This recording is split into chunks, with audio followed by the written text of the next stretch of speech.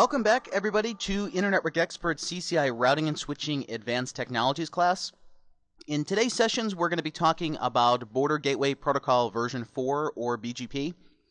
First, we're going to start with some of the general theory behind BGP, how we establish peerings, the different types of peerings, differences between iBGP, eBGP, some of the specifics about how we process iBGP updates different than eBGP. We'll also take a look at a lot of the configurations and verification for establishing the peerings, different types of designs with route reflection, confederation, and then later this afternoon we'll get into some more of the advanced designs, how the BGP best path selection process works, how can we do traffic engineering with BGP, and then additional new enhancements that are available in the more recent iOS versions. So to start, as we know, BGP is an open standards-based protocol. The main definition is available in RFC 4271, which is BGP version 4.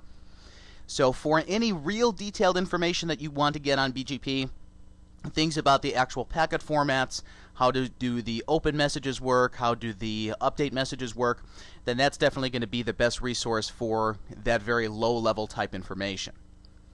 So in today's discussion, we're not going to get into things like the BGP peering state machine or the different update state machines. A lot of that is going to be outside the scope of our configuration for BGP. It's going to be things that are just going on behind the scenes. But if for some reason you do need to reference that, then generally the RFC is going to be the best place to do that. Now, for other resources that are available for BGP, there's a lot of good information on Cisco's website about BGP. If you go to the main documentation page, then down to technology, IP routing, and BGP, you'll see the information located here. Most of it you will not have access to when you get to the actual lab exam, but this is definitely some good information you can go through during your normal preparation process. Like the BGP frequently asked questions, I definitely would recommend to look through that. One that's very important we're going to be referencing today is the BGP best path selection algorithm, which has a lot of minor points beyond things like the AS path or local preference that we may need to look at to see why is a router choosing one path over another, and other links to things like the RFCs and different design documents you'll see are located under this technology support. Now, as for the actual configuration documentation and the command references, we'll be looking at the 12.4T configuration guide and the 12.4T command reference for BGP commands and for the BGP configuration guide. Now, as you can see from the page here for the command reference, BGP commands are broken down to a number of different pages. So it basically means that there's lots and lots of features in this protocol. So many more than RIP version 2 or eIGRP, or even more than OSPF version 2. We'll see that not all of the features of BGP are going to be within our scope of the CCI Routing and Switching Lab exam. We will talk about BGP again later when we get to separate topics like IPv4 multicast, IPv6 unicast routing, and then also for layer 3 MPLS VPNs. But there's some topics that would be reserved for service provider CCI track that we are not going to be discussing within the protocol. If we look at the configuration guides for BGP, this would be down under IP, then BGP configuration guide. You see that it's broken down to a lot of different subtopics here, where the main ones that we would want to reference would be configuring the basic BGP network, connecting to an external service provider using eBGP, and then configuring BGP neighbor session options. So here in things like the configuring the basic BGP network, this talks about how do you do route aggregation, how do we set up BGP peer groups, how do we do different templates for the peers. So things that are going to relate to the general peering establishment and just getting the basic BGP process working. Once the peerings are up, then the vast majority of work in BGP is generally related to traffic engineering and applying a policy that we're trying to implement for either our outbound traffic flows or our inbound traffic flows. Majority of this is going to be documented under this section that is connecting to the service provider using external BGP. So this is where we talk about how do the BGP communities work, how do advanced features like the outbound route filtering or the BGP ORF process work, and then also how do we use the different attributes in order to affect the BGP best path selection. So you'll see there'll be examples here of how do we change the inbound path selection, which basically means for traffic that is coming into our network from the service provider. How do we affect the outbound path selection, which would be the traffic that our clients are originating as it goes out to the global BGP network. Now ideally, a lot of this you should not need to reference when you get to the actual lab exam.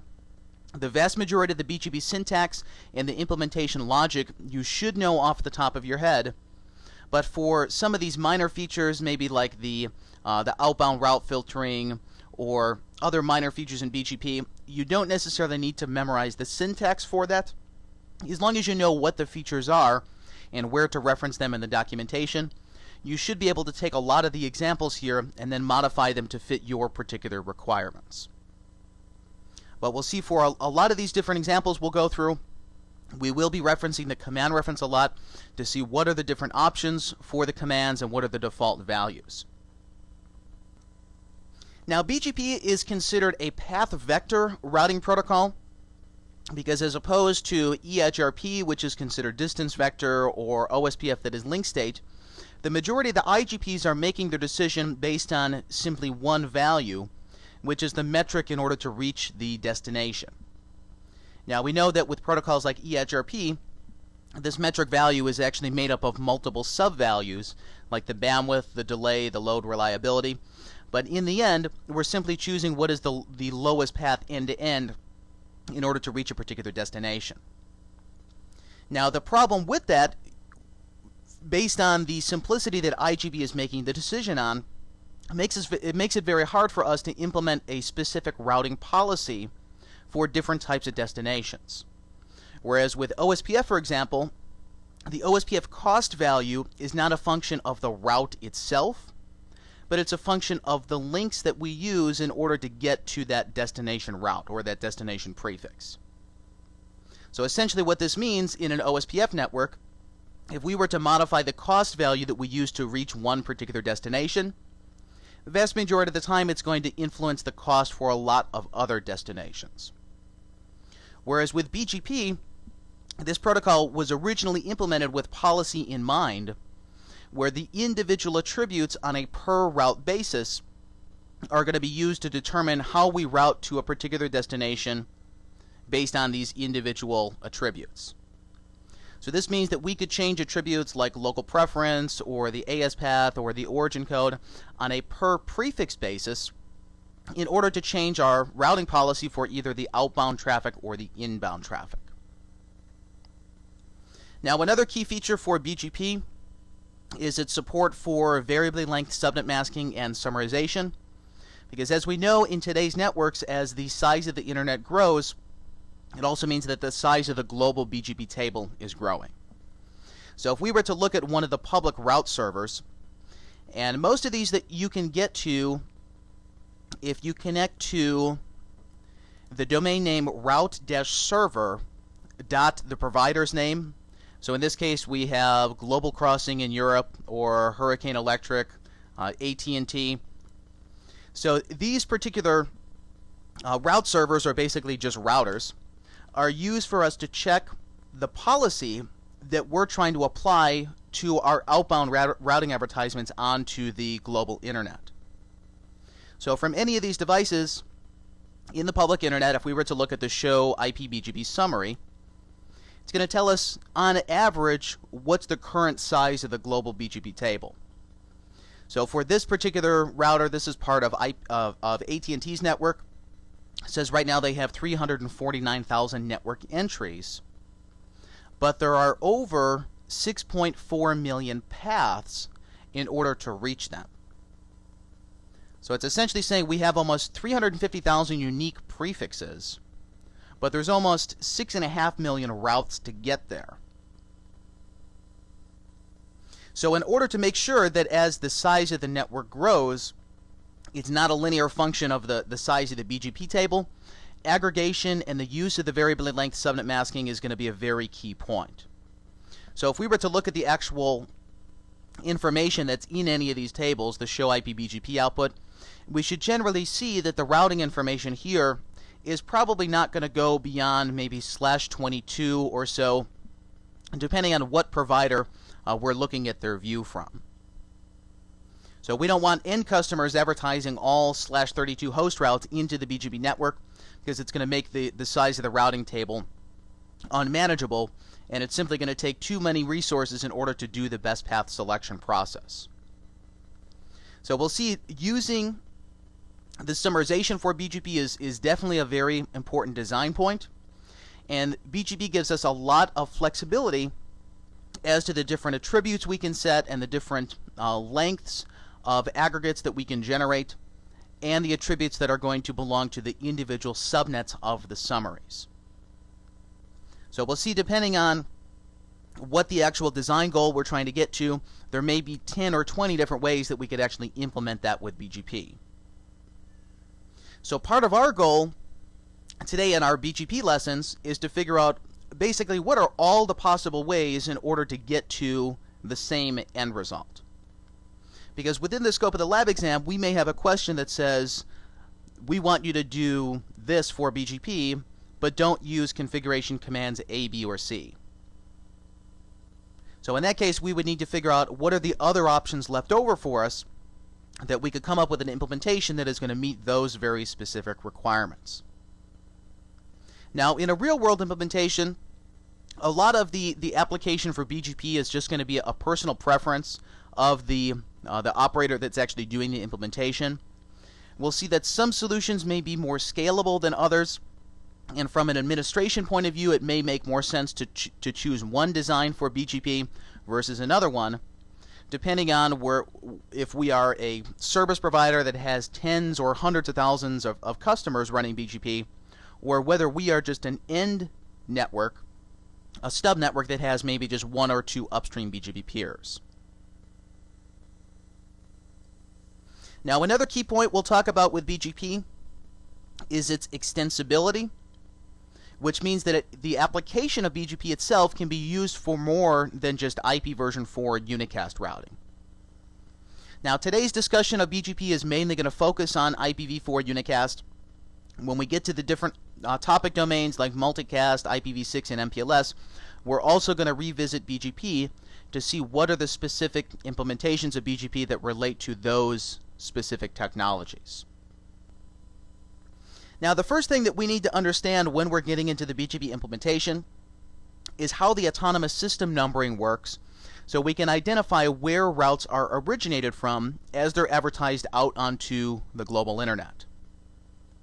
So we see here the official definition of autonomous system per the BGP RFC, where in general it just means that the autonomous system is going to be the devices that are under the same control of a group of engineers or a particular business unit. So in a real-world implementation, you may see that a network has just one autonomous system for all of their connections to the internet, or if the BGP policy is very complex, or the network has grown to acquire additional business units over the years, then one particular network may have multiple autonomous systems.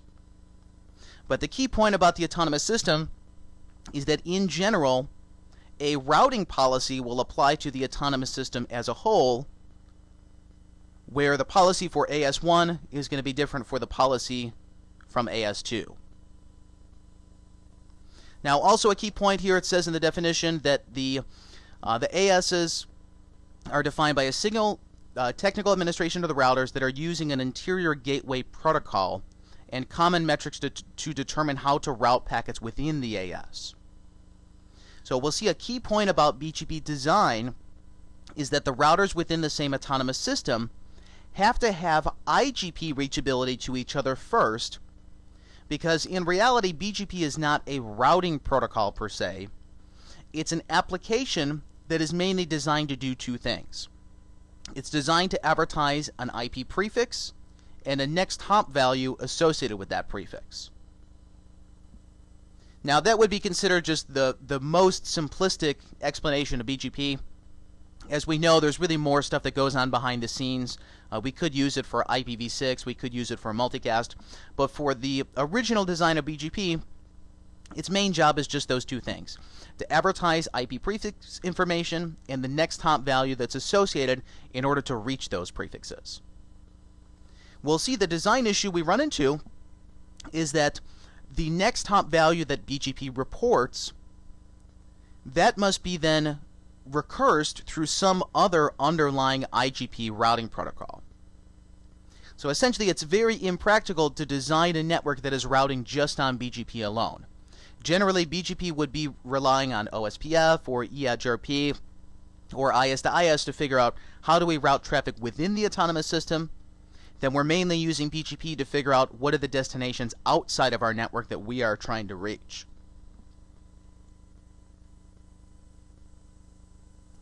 Now, the AS numbers themselves, just like IPv4 or IPv6 addresses that are globally routable on the internet, those are going to be assigned by the Internet Assigned Numbers Authority, or the IANA. So if you want to get more information about the policy behind obtaining an autonomous system, you can go to the IANA.org website. Now, the one key thing to notice about the IANA allocation is that recently there has been a change as to the format that the autonomous system numbers use. Previously, for about the past 15 or 20 years even, BGP traditionally used a 2-byte field that was used to describe the autonomous system number, where the values for a 2-byte field would be decimal 0 through 65535. Autonomous System 0 was never allocated, so the public AS numbers run from 1 to 64511, where the last 1024 addresses that go from 64512 up to 65535, those were considered reserved or private addresses. So similar to how the RFC 1918 addresses defines the 10 network, the 172.16, and the 192.168 addresses. So if you look at the global BGP table, you shouldn't see anything that goes from 64512 up to 65535. Now, the problem with this, though, is that it means there can't be more than about 65,000 networks that are attached to the internet, that are actually running public BGP. Up to this point, essentially all 2-byte autonomous system numbers have been allocated. So there's really no space left over for these 2-byte fields. There's more than 65,000 people running BGP now. So in the past couple years, they have now migrated to a 4-byte autonomous system that is now supported as of iOS version 12.4.24t. So we'll see in our implementation examples today, depending on what the particular iOS version that we're using is, some of the processes will support just the legacy 2-byte AS, some of them will support the new 4-byte autonomous system. And you can see there's a new RFC 4893 that defines exactly how the 4-byte autonomous system numbers should be allocated. Now, the reason that this is a key point that I'm mentioning up front before we get to the other operations of BGP is that since not all versions of code for BGP actually support the 4-byte AS numbers so far, it means that there has to be a backwards compatibility built into the protocol for the new BGP speakers versus the quote-unquote old BGP speakers, where the new BGP speakers would be negotiating during the BGP capability exchange that they will support the 4-byte autonomous system numbers. For the old BGP speakers, when they receive the capability request from a new BGP speaker, since they don't understand the 4-byte format, they're simply going to say, I don't support that capability. This means the devices that do support the new 4-byte ASs, they need to figure out some sort of backwards compatibility so we can still encode the autonomous system numbers inside the AS path information. And we'll see the way that this is done is by the reserved AS number 23456. So from the perspective of the iOS versions that do not support the 4-byte AS numbers, they will see everyone that has the 4-byte value represented as the AS number 23456. Now, this doesn't mean that the AS path information is going to be lost when we're going over the older BGP speakers, because there's two new optional transitive attributes that are defined by that particular RFC that defines the 4-byte ASs. Specifically, these are the AS4 aggregator and the AS4 path. We'll see that for devices that do support the new notation, which is sometimes called the AS dot notation, they will encode the AS path information in the new optional attributes. Then in the BGP setup message, which is the open message and then the actual updates, they're going to replace their autonomous system number with 23456. So we'll see that this is going to have some implementation impact for the devices that are still running the old code. Now, within the scope of the lab exam, most of the regular routers should be running 12.4T. Whether they're actually going to be running that particular train, 12.4.24T or later, really there's no way for us to predict whether that's going to be the case. But we know at a minimum that the Catalyst iOS is not going to support this. So the 3560s or the 3550s or the other platforms around that hardware range, they're not going to be supporting the 4-byte ASs. So this means if we have one of the switches that's doing a BGP peering to someone that is running a 4-byte AS number, we need to understand how this backwards compatibility works. So once we get into our actual implementation examples, I'll show how the backwards compatibility works and how the AS number 23456 is actually used to encode the new format of the autonomous systems. Now, the actual logical process of BGP for establishing the neighbors, exchanging the updates, and then actually routing the traffic is the same type of logic that we use for our IGP establishment. So, for example, in both EHRP and OSPF, our first step would be to figure out who are the neighbors on our connected links that we want to run OSPF or EHRP with. Once we find the neighbors, we go through an adjacency negotiation where we talk about different attributes like the OSPF area number, the authentication, the OSPF stub flags. Once the neighbor relationship comes up and we form the adjacency, then we actually exchange the updates and can do the path selection. So we have the same type of logic here where with BGP, first step would be to figure out how do we establish the peerings.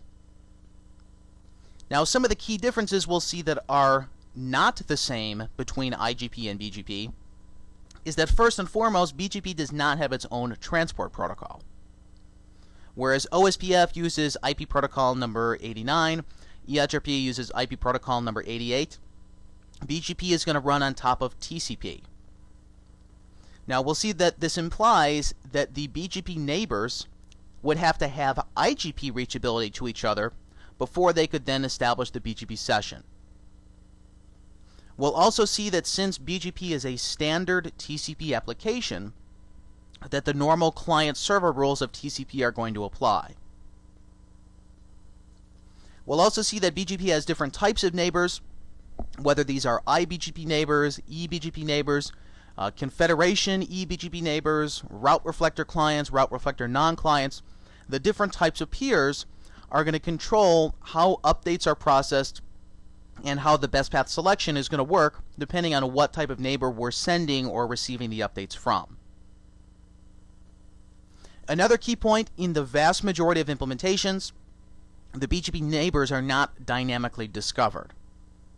Whereas with OSPF or EHRP, we're using multicast packets in order to find all of the devices running the protocol.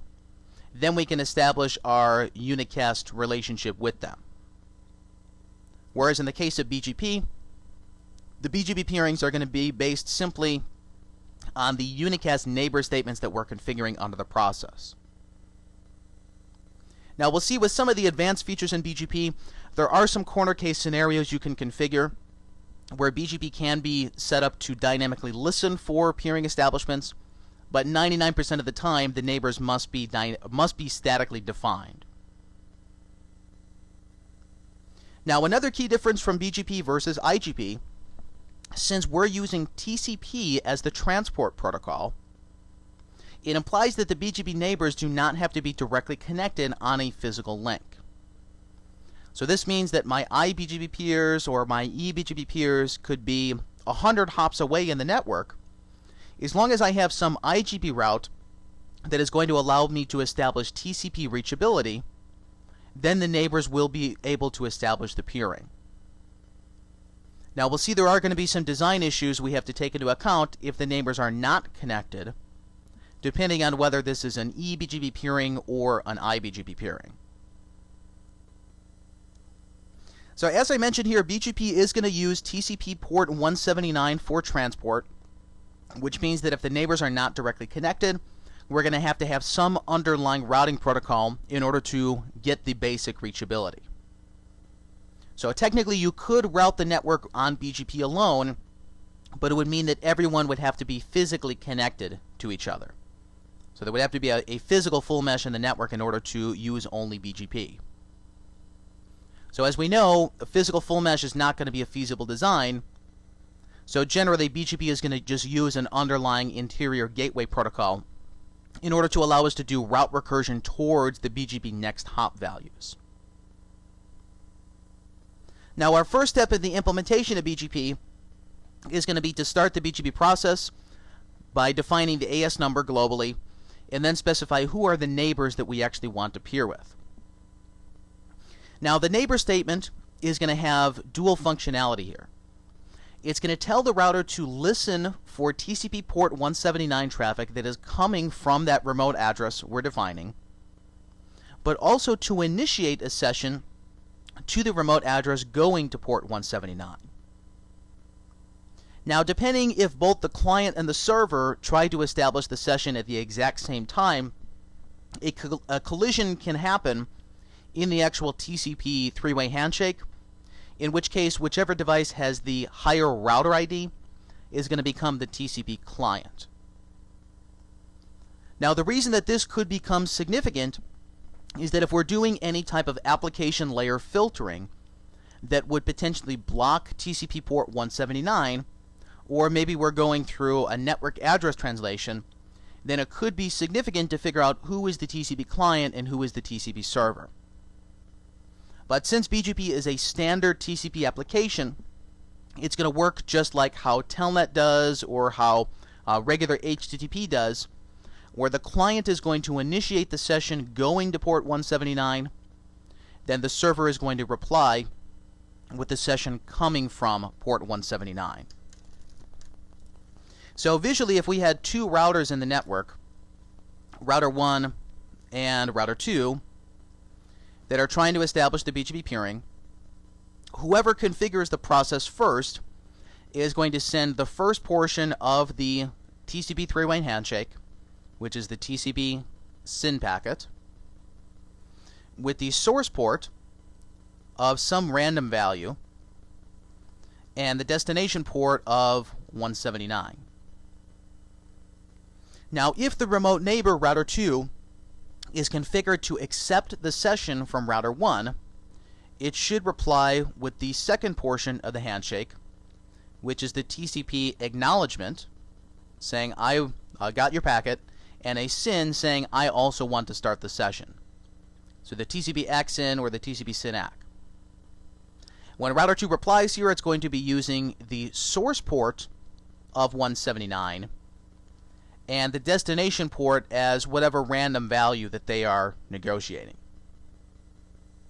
Then as our final portion of the three-way handshake, router 1 should reply with the TCP acknowledgement, and then the session is fully open.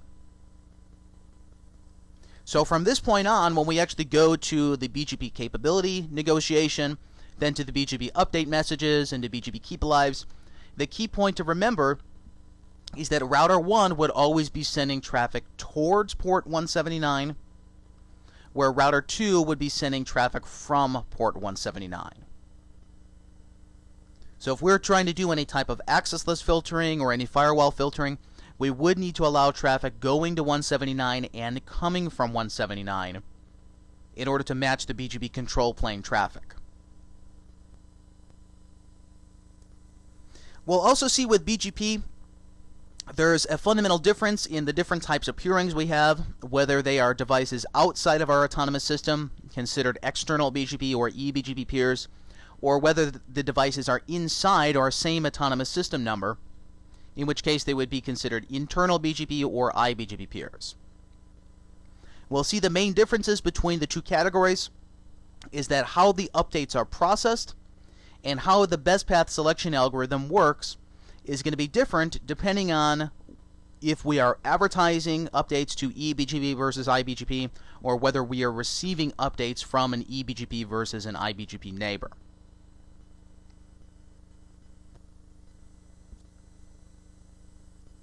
Now, for the eBGP attributes, the first thing that is notable about the actual transport in the control plane is that the time to live of an eBGP packet defaults to 1.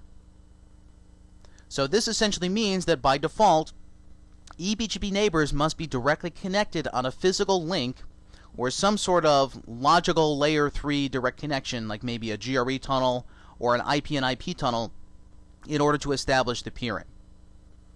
So if we had a case here where between router 1 and router 2, we had some other device in the middle of the network. Let's say we have router 1 connecting physically to router 3, then to router 2. If router 1 and router 2 are attempting to establish an eBGP peering, then when the packet is received by router 3, since this originally has a time to live of 1, router 3 would decrement the packet to a time to live of 0, and then reply back to router 1 with an ICMP unreachable that says your TTL, or your time, has expired.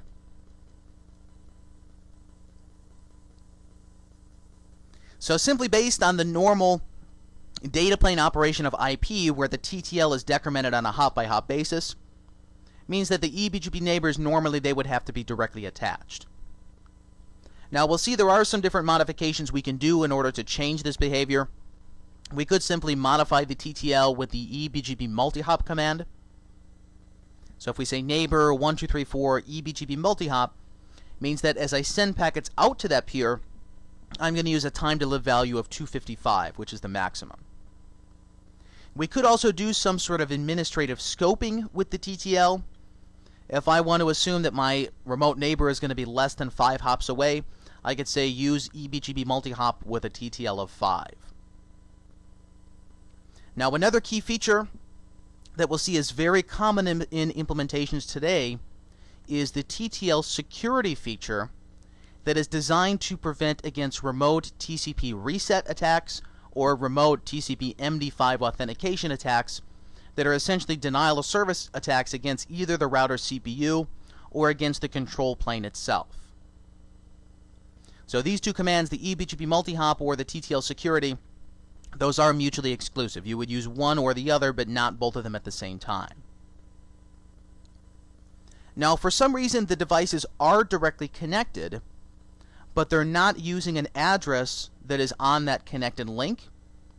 Then there's also an option to disable the connected check without actually incrementing the TTL value. And the typical design for this would be if the two routers are directly connected. So if we have router 1 physically connected to router 2, but then we want to do the peering based on their loopback addresses, because maybe we have two interfaces between them. We have fast Ethernet 0/0 and fast Ethernet 0/1, and we want to make sure that if one of these physical links goes down, that the control plane session can still maintain over the other available link. So in this type of design, when router 1 sends the BGP message, regardless of what interface it goes out, if the TTL is 1, when router 2 receives this, it's not going to have to decrement the TTL because the packet is locally destined. However, we'll see that the default behavior is that when the router goes to establish an eBGP peering, if it looks in the routing table for the neighbor's destination address and it doesn't find a directly connected route, the neighbor does not send the open message. So it doesn't try to initiate the TCP three-way handshake. If we say neighbor disable check, disable connected check, then it's going to skip over that, send the open message. If the packet is actually lost due to the TTL, then it's up to the transport network's fault. So we'll see there are cases where you may want to do both of these at the same time, the eBGP multi-hop and the neighbor disable check. Depends on whether we are trying to initiate the BGP peering or whether we're trying to just accept the BGP peering. Our next key point about eBGP peerings is how the loop prevention is used with the AS path information. So every time I send an update out to one of my BGP peers, I'm going to take my local autonomous system and add it to the autonomous system path attribute that is inside the actual update. Where the AS path is just going to track what are the different autonomous systems that this route went through from the originator to whatever my local autonomous system is. So if we look at the output of that global BGP table we saw, for this particular prefix that the router is receiving here, the 1.9.0.0/16, the AS path information on the rightmost portion of the output tells us that this route was originated by AS 4788. Then it was advertised to AS 7018. Then whatever the local autonomous system on this router is, 7018 is the peer that they are receiving it from. Where in this case, 7018 is AT&T's autonomous system number. So the way that we read the AS path information, the number that is on the leftmost portion, that is the AS that we are learning the update from, where the number on the rightmost portion, that is the AS that the prefix was originated in. So whoever has AS number 18313 is actually the owner of the prefix 1.11.0.0/21. Now the key point being here is that whenever we send an update outbound, we're going to take our own local autonomous system number and put it as the first number in the AS path. So we're adding it to the front or prepending it. If for some reason I receive that update back inbound, if I see my local autonomous system number in the path, then I'm automatically going to filter that update out. So the basic loop prevention logic is that for updates that I am sending outbound, there's no reason that I should eventually receive those back inbound. Now we'll see we can modify this if we want to with the neighbor allow ASIN command in cases that we have the same autonomous system number that are separated by a different autonomous system number in the middle. But for the vast majority of cases, you wouldn't change this. This is going to be the normal eBGP loop prevention logic that we would want to have. Another key point about eBGP is how it does its next hop processing different than iBGP does. So when we are sending updates outbound, whatever the local address is that we're using for that particular peering is going to be the IP address value that goes into the next hop attribute of the route. So for example, if we were to have router 1 and router 2 peering via their loopback interfaces, and these are eBGP peers, and let's assume that router 1's loopback is 1.1.1.1, router 2's loopback is 2.2.2.2. And router 1 is advertising some prefix 10.0.0.0/24. When this update is actually advertised to router 2 over the eBGP session, router 2 is going to say that the prefix 10.0.0.0/24 is reachable via the next hop 1.1.1.1. This would then imply that router 2 needs an additional step in the route recursion to figure out what is the local connected interface that I would use in order to actually reach that destination 1.1.1.1. So the normal routing lookup logic that we talked about before in IGP, it is going to be very important to understand that before we see how the operation of BGP works. Because in cases where we cannot do full route recursion towards the next hop value, means that those BGP routes are going to be invalid. We won't be able to install them in the routing table, and we won't be able to advertise them. Now, technically, we could modify the next hop value, just like any other attribute that we can in the update, whether it be the local preference or the AS path or the multi-exit discriminator.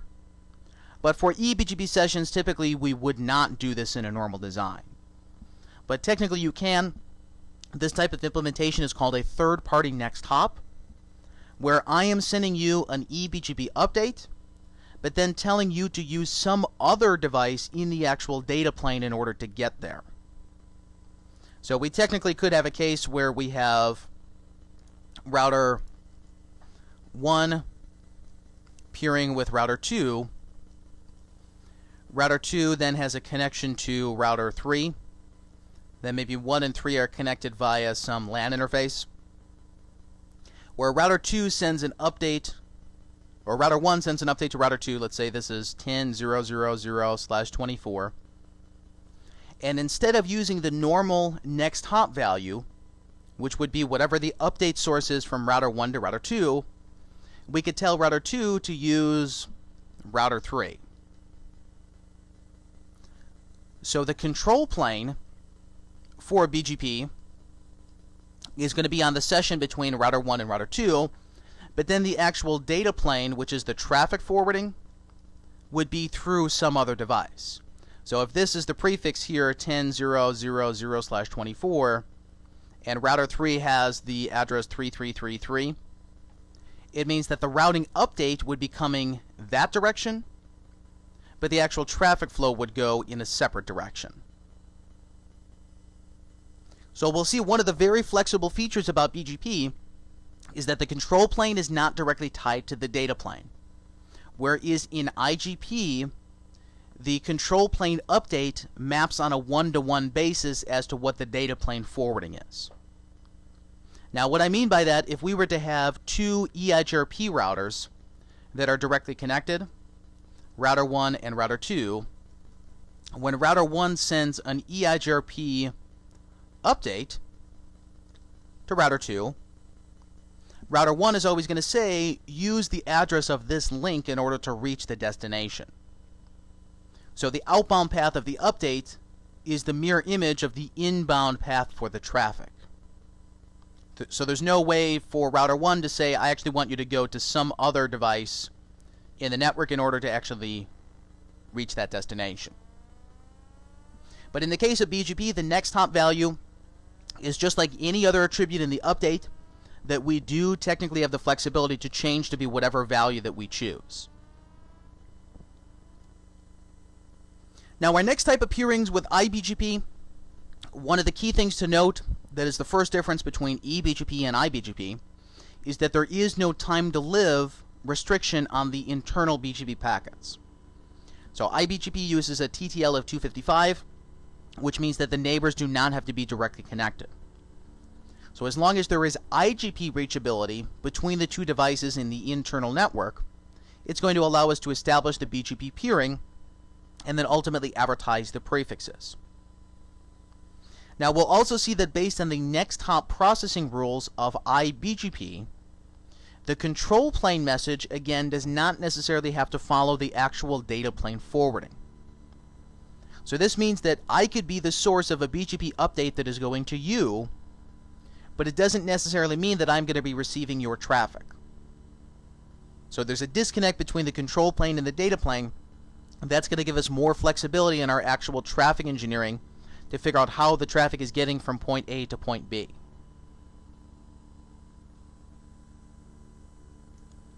Now the loop prevention for iBGP uses a very simple concept. Simply says that if you learn a route from an iBGP neighbor, don't advertise it to other iBGP neighbors. So if I learn a route from you and you're my iBGP peer, I'm going to prevent a loop of that route just by not advertising it to my other internal peers. This implies that by default in an iBGP design, all of the internal routers have to have direct peering with each other, or they have to have a full mesh of iBGP peers. Now a full mesh of peers is going to give us the most reachability information about the network, and it's going to allow us to make the most intelligent decision as to how traffic should exit out of our autonomous system. The problem though is that there's a give and take between the amount of control plane information and then the amount of resources that it's going to take to actually process that and maintain it. So doing a full mesh of BGP is the most efficient in terms of selecting the correct path information, but it means there's going to be a lot of extra overhead for the amount of updates, the amount of memory that we need, and then just the amount of administration that would be required to configure the peering statements for every single device in the network. So in a lot of designs, if the BGP network is more than maybe 10 routers or so, there's going to be some alternate design used, either with route reflection or confederation, to cut down on the amount of peerings that we use. Now, we'll also see in most designs it would make sense to take your route reflection or your confederation and to make it follow the physical path of the network. So if there's some sort of physical aggregation point that to get from point A to point B, I have to go through this aggregator router, then it would make sense for them to be the route reflection or one of the termination points of the confederation. So as we get to the actual implementation of that, we'll see some of the different design issues of where we would want to place the route reflectors, and then ultimately what are the configuration implications of doing those type of designs. Now, our next key point for iBGP, as I mentioned, that the next hop processing is different between eBGP updates and iBGP updates. Where with iBGP updates, when we send a routing update to an iBGP neighbor, regardless of what type of neighbor they are, whether they're a regular iBGP peer, a client peer if I'm a route reflector, a non-client peer if I'm a route reflector, or a confederation eBGP peer, so someone that's part of my confederation but they're in a different sub-autonomous system, I am not going to change the next hop attribute value. So what this essentially means is that the original entry point for the route is going to be maintained throughout all of the updates in the iBGP network. So if we were to have a design where there is some exit point A out of the network, and we have router 1 peering with router 2, then we have some other downstream devices, router 3, router 4. Okay, maybe we have a very diverse physical connectivity in the network. If router 2 were a route reflector, and we looked at the path of the update advertisement where router 1 learns this route from an eBGP neighbor, sends it to our iBGP peer, who is the route reflector. The route reflector sends it down to its clients through the iBGP session. The next hop attribute of the original route, which is exit point A, is not going to be modified in any of these updates. So this means that when we look at the difference between the control plane advertisement and the actual data plane forwarding, router 3 would not have to physically forward the traffic to the route reflector in order to get to A. If router 3 had a closer exit via an IGP route to A through router 1, the outbound traffic could skip over the route reflector because we're recursing to the next hop value that has not been changed. So we'll see the vast majority of the time, not changing the next hop value is actually a design advantage for BGP, where it's going to give us the opportunity to choose the shortest path to the exit point of the network or towards the edge router of the network, and then not have to use either the centralized route reflector or some of the other confederation peers in order to actually reach the destination. So the key point to remember here is that it's not going to be modified no matter what type of iBGP peer it is. A regular one, any type of route reflection, or confederations. Next hop value is always going to be the value that came from your eBGP neighbor to begin with. Now we can manually modify this if we want to with the neighbor next hop self command. This would take routes that we're learning from eBGP peers. Then as we're advertising them to iBGP peers, we would be setting the next hop value to whatever our local peering address is. So essentially whatever is the update source for that particular neighbor. We also have the flexibility to use a route map with the set IP next hop keyword, which allows us to do that third-party next hop routing, where we could say that the exit point is wherever that we want in the network. But again, the key point here is we'll see with BGP, it's very flexible because we have that disconnect in the control plane versus the data plane. So essentially, whatever type of policy that we want to implement for our outbound traffic versus our inbound traffic, BGP is going to give us the flexibility to do that.